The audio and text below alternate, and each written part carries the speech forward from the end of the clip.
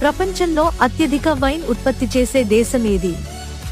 Italy, France, Spain, America. జవాబు Italy. తలగడ లేకుండా పడుకుంటే ఏమవుతుంది?